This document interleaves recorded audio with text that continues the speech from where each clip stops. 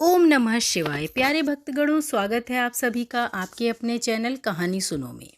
आज हम सुनेंगे पशुपति व्रत की कथा। अगर आप अपनी मनोकामना की पूर्ति के लिए पशुपति व्रत करने जा रहे हैं तो ये उत्तम होगा कि आप पशुपति व्रत की कथा का पाठ भी करें। आज की इस पोस्ट में हम आपको पशुपतिनाथ की कथा बताने जा रहे हैं जो आप सभी भक्तों को प्रसन्नता प्रदान करने वाली है।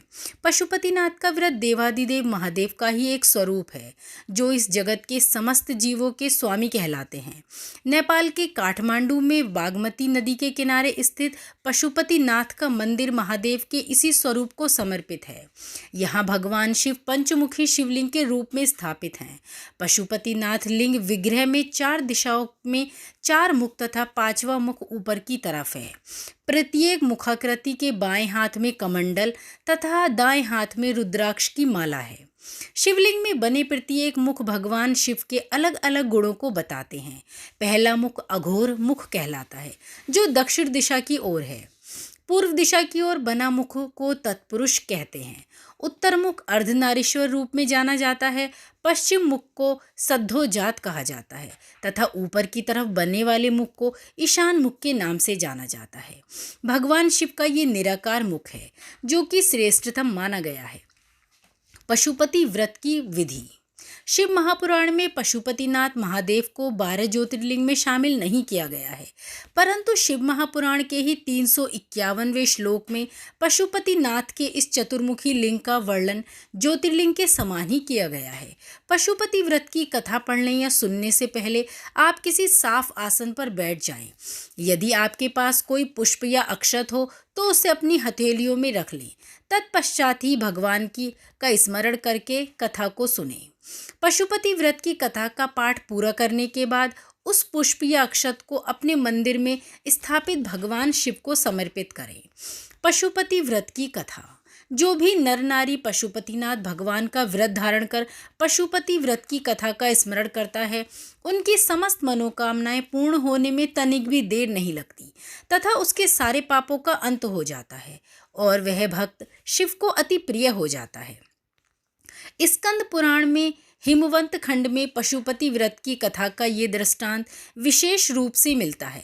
इस कथा के अनुसार एक बार भगवान शंकर कैलाश और काशी नगरी छोड़कर बागमती नदी के किनारे स्थित मृगस्थली चले आए जो वर्तमान में नेपाल देश कहलाता है। यहाँ आकर भगवान शिव 3 सिंग वाले मृग अर्थात चिंकारा का रूप धारण कर ध्यान निद्रा में लीन हो गए। भगवान शिव को इस प्रकार अनुपस्थित देखकर भगवान ब्रह्मा और भगवान विष्णु को चिंता हुई और वे भगवान शिव को ढूंढने निकल पड़े।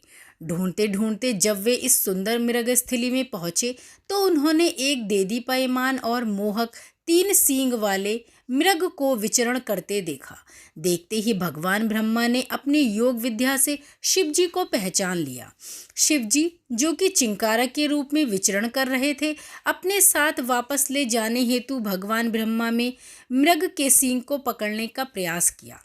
तत्पश्चात शिव जी ने दूसरे किनारे पर छलांग लगा दी। कहा जाता है कि इस दौरान उनका सींग के 4 टुकड़े हो धरती पर गिर गए।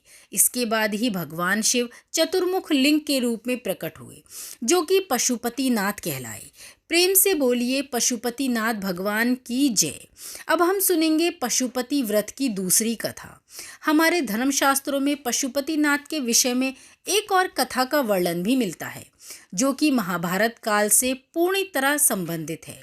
जिसके अनुसार पशुपति व्रत की कथा ये है कि महाभारत युद्ध में पांडवों को अपने ही गुरुओं व सगे संबंधियों का वध करना पड़ा जिस कारण भगवान शिव पांडवों से नाराज हो गए थे। ये देख श्री कृष्ण ने पांडवों को भगवान शिव को मनाने की सलाह दी।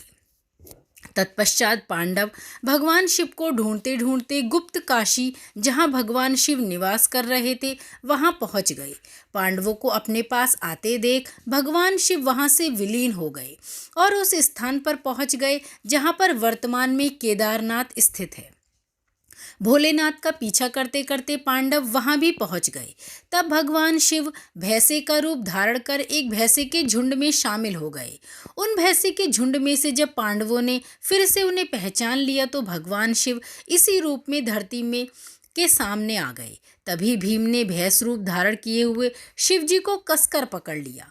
पांडवों की कोशिश के बावजूद भी भैंस के पीठ को छोड़ बाकी उनके सारे अंग धरती में समा गए।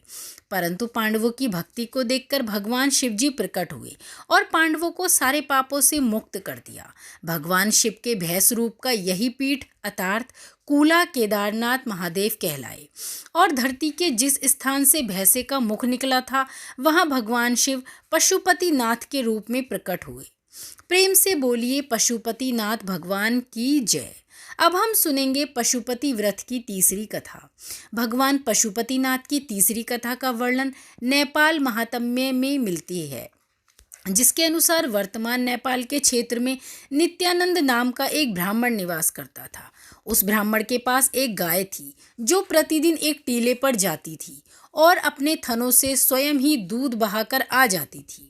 कुछ समय पश्चात नित्यानंद नाम के उस ब्राह्मण को महादेव ने स्वप्न में दर्शन दिए और उस स्थान के बारे में बताया जहां उसकी गाय प्रतिदिन दूध बहाकर आ जाती थी। भगवान के आदेश पे ही उस जगह की खुदाई की गई, जिसके उपरांत भगवान शिव के चतुर्मुखी दिव्य लिंग की प्राप्ति हुई। तभी से भगवान शिव यहाँ पशुपति नाथ के रूप में स्थापित हो गए। आपको बता दें, यहाँ स्थापित शिवलिंग विशेष प्रकार के धातु से बना है जो कि काले रंग का है। ऐसी मान्यता है कि ये शिवलिंग पारस पत्थर की तरह ही चमत्कारी है।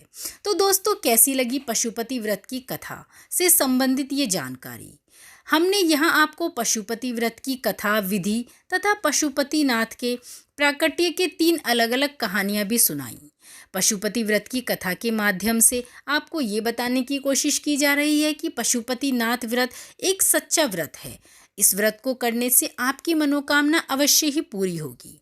अगर पशुपति व्रत की कथा और पशुपति व्रत तथा विधि से संबंधित ये जानकारी आपको अच्छी लगी हो तो अपने प्रियजनों के साथ इसे शेयर करना ना भूलिए। आपके एक लाइक और एक शेयर से हिंदू धर्म को समर्पित ये चैनल हमारा आगे बढ़ता रहेगा, ताकि समय समय पर हम आपको और भी ऐसे ही नए लेख लाते रहें। इसी प्रकार हमारा उत्साहवर्धन करते रहिए और जुड़े रहिए हमारे साथ। भगवान भोलेनाथ और पशुपति नाथ की कृपा आप पर हमेशा ही बनी रहे। धन्यवाद।